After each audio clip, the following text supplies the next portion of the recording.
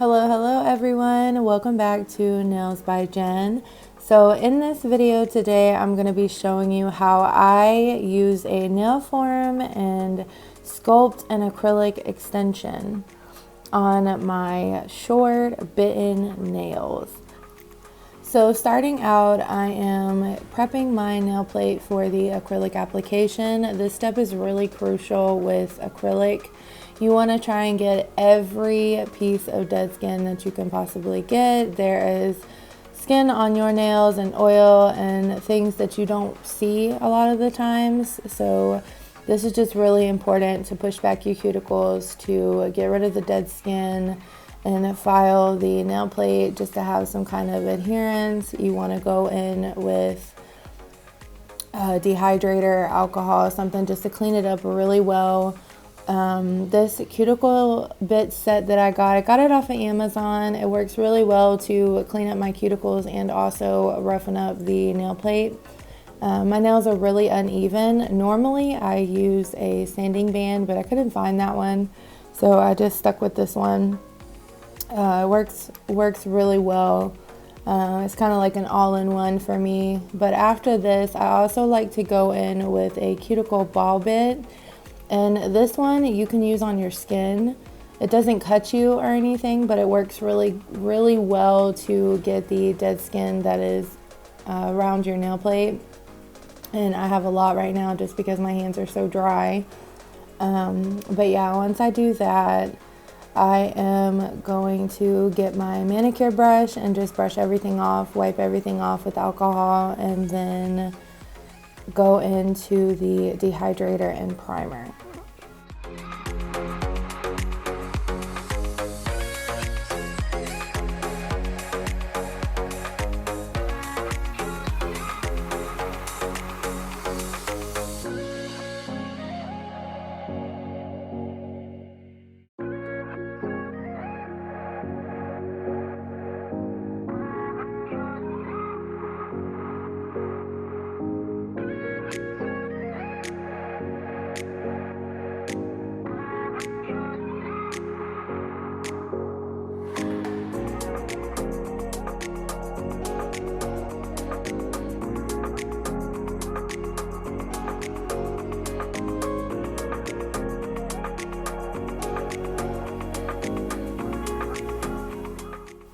So the primer and dehydrator that I use is from Me Secret. I normally use Young Nails Protein Bond, but I ran out. I'm actually waiting on my order to come in. But with this, you just do a coat of the nail prep, which is like a dehydrator. It just gets the oils and everything off of your nail plate. And then you go in with the primer, and this is going to act as an adhesion for the acrylic. This one's just Me Secret. You can find them both on Amazon. And then I go in with 2 coats of that.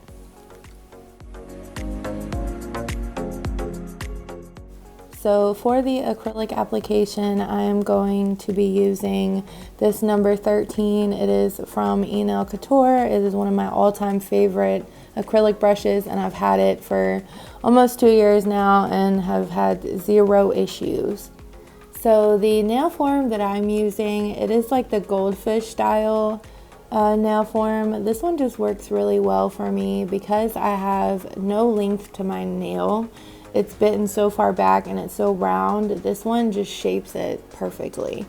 Some of the nail forms, they have like a gap, and that's for people that have some kind of length, but because mine are so far back and they're so round, this one just works really well.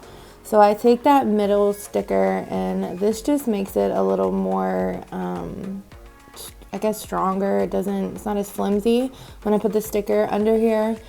So when I'm putting the acrylic on, it's not messing with the shape or anything of the nail form. So I just roll it, and then for me, because I'm doing this on my non-dominant hand, it's a little bit harder for me to put the form on. So I like to stick the middle 2 points together. That way it's somewhat shaped for me, and then I can just set it and straighten it and put it right along the nail. That way there's no gaps or anything like that, and it just works a little bit better for me that way. So just a disclaimer, I am not a nail technician. I do not have my license to do this. I just have been doing my nails for a really long time and have somewhat mastered my liquid to powder ratio. I am not a professional, so I am not doing the 3-bob method. This is actually my non-dominant hand, so it's a little bit harder to work on, especially sculpting acrylic. But I have found that the way that I'm doing it, it just works for me on my non-dominant hand, so I just use more beads. But I try the 3-bob method to be my general rule. It just gets it started for me. So I start with my first bead to be a little bit drier, and I put that where my natural nail and the form meet. So the second bead I'm going to be doing for the length. So I'm going to put it halfway to where I put the first bead up. So I'm going to lay that down, and then using the belly of my brush, I'm going to spread it out to the length that I'm going for, and then the tip of the brush, you can use the side and the tip, you can use to shape it out. Then once I get that somewhat even, I'm going to go in with my third bead. I want a little bit wetter, and I'm putting that around my cuticle. So then I'm going to go in with one more bead. I want it to be a little bit drier. I'm using this as my apex because these nails are so short. You don't really need as high of an apex, but I do like my nails a little bit thicker just because I am a nail biter. So I am going to pick and chew and whatever I do. And I don't want them to break. So the thicker I have them, the less chance I have of them breaking. And then from there, I'm going to turn my nail, side to side. I'm going to bring it in front of me, facing me, and look down the nail just to make sure the apex is good. And then from there, I'm going to add small beads just where I think I need more acrylic.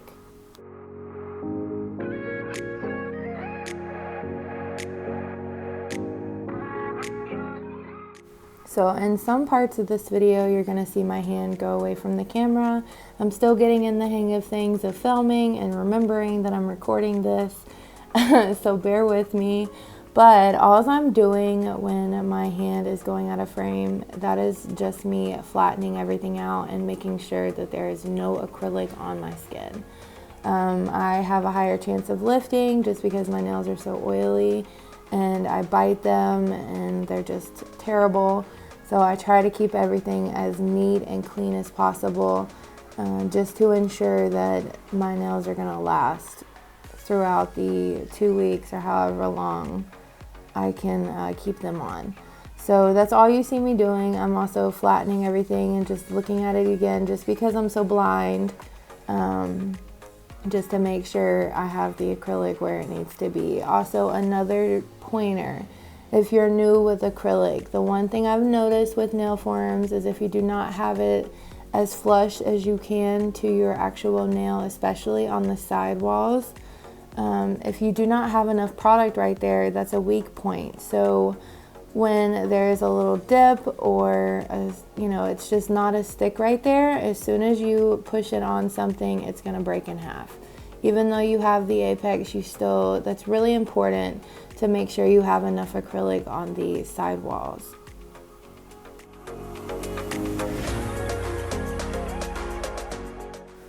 So again, I'm just showing you my process, and my general rule starting is, of course, the one in the middle to bring it up to my length, and then I'm going to go in with a wetter bead around the cuticle, spreading that out as flush as I can get it, as close to the cuticle without touching my skin. And then the third bead, I'm trying to go for the apex. And then afterwards, I just look at everything once again, 100 different ways, because you never know. You can think it's perfect and then go to file and put polish on and you will see a dip. But everything that I'm using in this video today, I will have linked down in the description box below. So I'm going to let you guys finish watching this, and then I will come back shortly and go through how I do my dominant hand.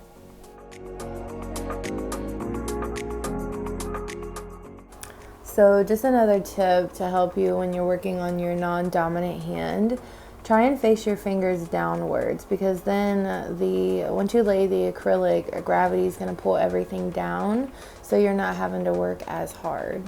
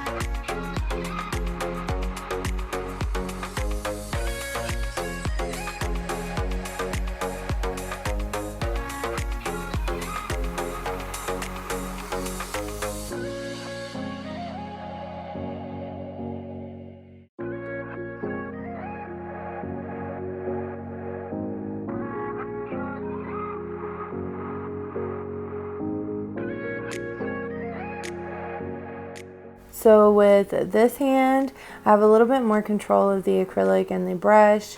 I do it the same way as I do it on my non-dominant hand, but I don't have to use as many beads just because I have more control. So I can get it as neater than I can on the other hand. But starting out doing the same thing, I'm working with a little bit drier of a bead and putting it where the nail and the form meet, pushing it all the way out to get the length. Then I'm going to go in with another bead and putting that around the cuticle, trying not to touch the skin, and cleaning up as quickly as possible just to ensure that I have no lifting. And then the third bead I'm going to do as my apex, look around everything, make sure it's all even. If I need to add more product, I do it. And then that's it. I just try and keep everything as neat as possible, because trust me, the filing time goes down by a ton when you are neat and you clean everything up. It makes your life so much easier, because I know starting out, I would sit at the table and file and file and file forever, and my hands would be so sore and cut up, and it was just terrible.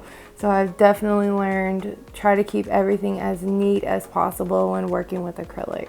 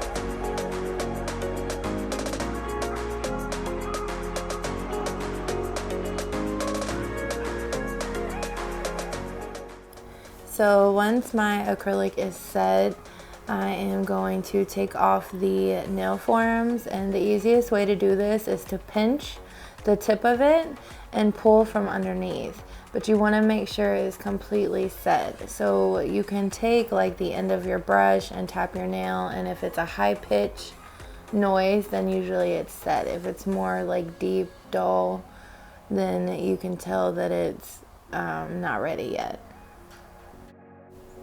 So here's when I like to go in and reshape everything. I like to reshape my nails before I go in with my e-file. It just saves some time. The e-file I normally use is from I That one is actually a metal file, and you just stick the grit that you're wanting to use on it. But I'm actually sterilizing that one, so the one I'm using here is a Macart. I think it's a 180 grit. I really like these as well, and you can buy it in a big pack off of Amazon. After I file everything, I like to go in with my e-file. The one that I'm using is from iGel Beauty. I really like this one, and with the 60% off sale, it don't cost nothing. The bit that I'm using is from Amazon as well. It is a ceramic barrel bit. It is extra coarse. This one is awesome. It is really sharp though. So I don't recommend using it around your cuticles until you get the hang of it. Like I said, it is very sharp, and it works amazing for removing bulk, especially with acrylic.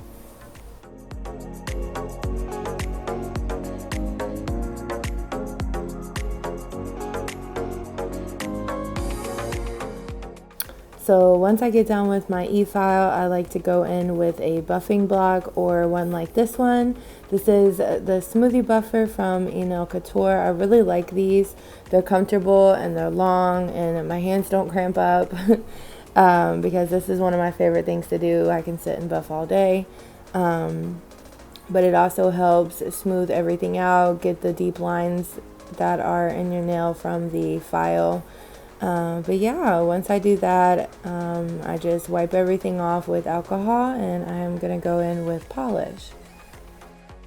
So I'm not sure what happened to some of my footage, but all I did after I filed everything was wiped my nails off with 91% alcohol. Then I went in with iGel Beauty's base gel. I did one layer of that. I cured it for about 60 seconds in my UV LED lamp. And then I went in with iGel Beauty's Mood Gel. I really like these. This color is Sundrop. And I did 2 layers of that, and then cured each layer for 60 seconds as well. And then I went in with iGel Beauty's No Cleanse Top Coat. And then cured that. So here I'm just showing you how it changes the color that it is in cold water, and then the color that it is in warm water. You guys, I'm officially obsessed. I love these gels. These are so cool. But yeah, I hope everyone enjoyed this video. I hope you learned something. Like I said, I'm not a professional, but I do try. If you guys have any questions, please feel free to leave it in the comments, and I hope everyone is having an amazing day or night whenever you are watching. Also, don't forget to like, comment, and subscribe, and follow me over on Instagram. It is @nailsbyjen. I hope to see everyone in my next video.